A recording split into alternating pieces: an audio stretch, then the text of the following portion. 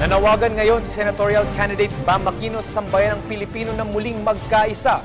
Ito'y upang sama-samang harapin ang mga bagong hamon sa. May report si Audrey Goriseta.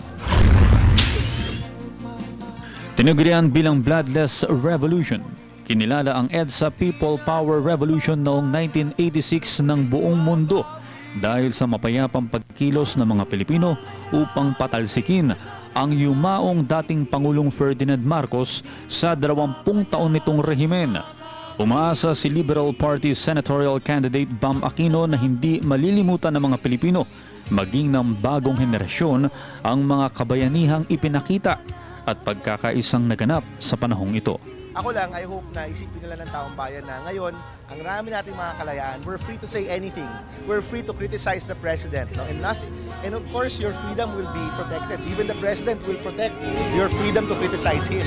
Diba? So, yan ang isang bagay na nangyari dahil may kalayaan tayo, dahil naka-EDSA. And if you can imagine na lang, kung wala yan ngayon sa buhay natin, we would be a very different country. No? So, ako, let's remember that time na lumaban yung Pilipino, nagkaisa, and we brought back freedom to our country and democracy to our country. Ito sa pagkasenador, inspirasyon din ni Bam Aquino ang mga aral na natutunan niya sa EDSA Revolution at kung sakaling mahalal na mambabatas, ang mga aral na ito din ang kanyang magiging batayan sa paglikha ng mga bagong batas. Mga batas na gusto natin gawin, the different programs we want to do, ito yung mga bagay-bagay na nagbibigay ng kapangyarihan sa mga tao.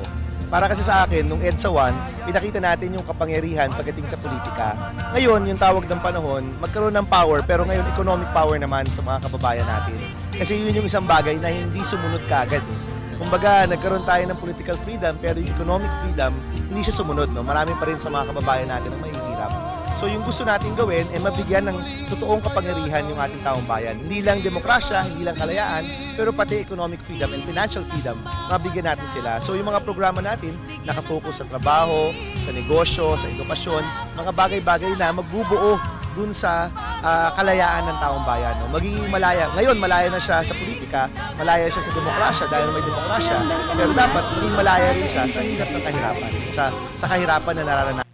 And hopefully, kapag nabuo natin yung mga programang yan, totoong freedom talaga yung maranasan ng taong bayan natin.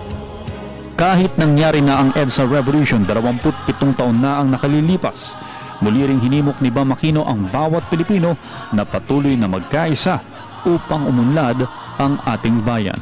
Sana huwag natin makalimutan na nagkaroon ng panahon na kinaya natin ang diktador, dapat ngayon isipin natin kung gano'n, kahit anong problema sa bayan natin, dapat kakayanin na natin kasi yung taong bayan mismo, kung nagkakasama, we can beat a dictator, then these days we should know we can beat anything. And para naman sa akin, it's poverty na ngayon. No? Kung noon yung diktador yung kalaban natin, ngayon in 2013, kahirapan na dapat yung pinagtutulungan natin. And I'm hoping na when we remember people power, we don't just remember something 27 years ago, but we remember our present, we look at our present and our future and say, itong mga problema natin ngayon, kung nagawa natin ng paraan noon, dapat kakayanin pa rin natin moving forward.